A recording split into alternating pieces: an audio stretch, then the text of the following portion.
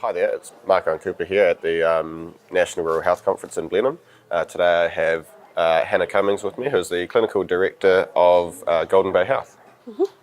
So I understand you did a talk yesterday just explaining how the process has been and how things have come to fruition as they are at the moment. So if it's okay with you, I was just wondering if you could tell us a little bit about how things are in Golden Bay. Sure, yeah, it would be my pleasure to. We are an integrated facility. We've been open now 5 years, and the purpose of my talk yesterday was to explain our journey to the point that we're at. I do think that integrated facility is a really good model for rural New Zealand.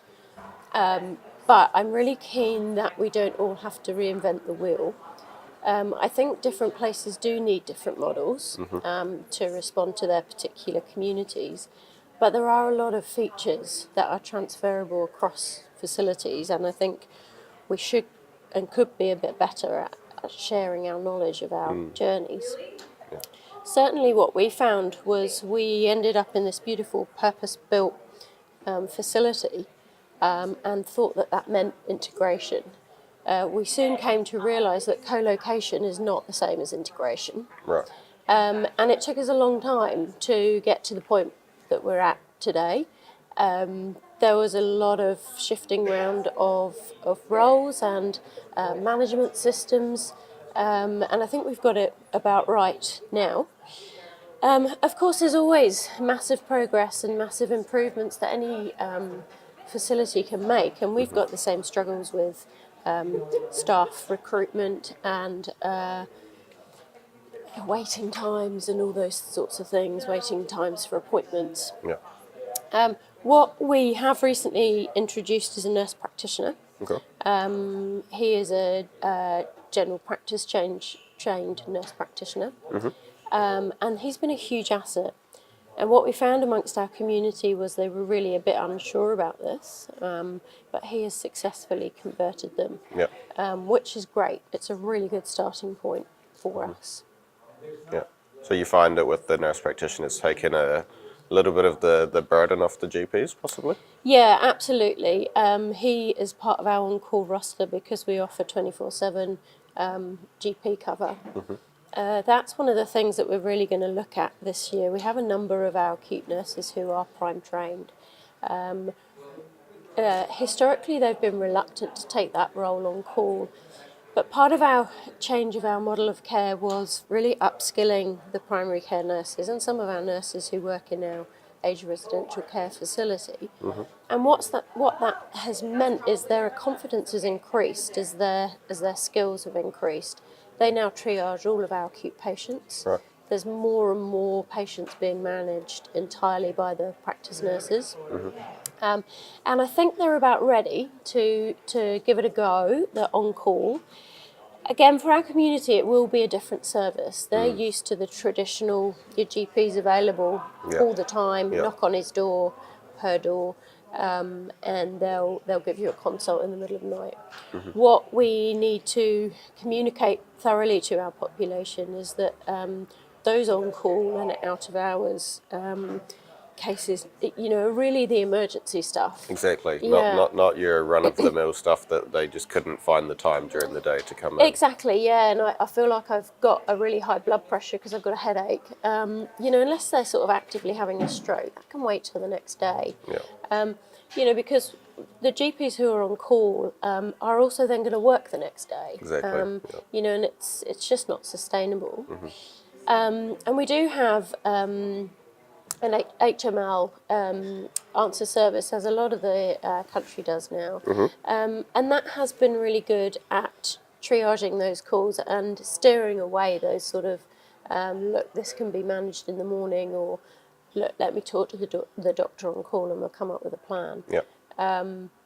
The other issue we have in our area is that we've got a massive increase in our population through the summer because we've got a couple of national parks and we're really a sort of a tourist destination. So that really increases our on-call work and our work through the day. Yeah.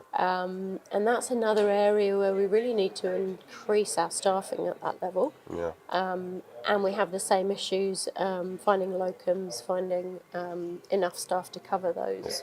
You'd those think times. somewhere like Golden Bay and all its beauty would be like a place all the GPs would want to go to for a session. Yeah, totally. And I think we have found quite a few short-term locums who have been really keen to come.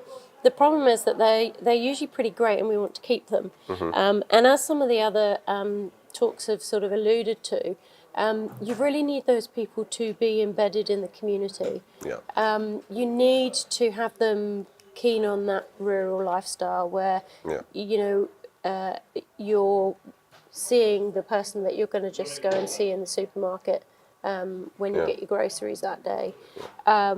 The school teachers that teach your children are going to be your patients. So it's a different situation to work in, and it is a different lifestyle. Yeah. One of the things that I think is really going to help in that recruitment is being able to offer more training in our facilities. Yeah. And again, there's no reason why you can't have really good training in a facility such as ours, Exactly.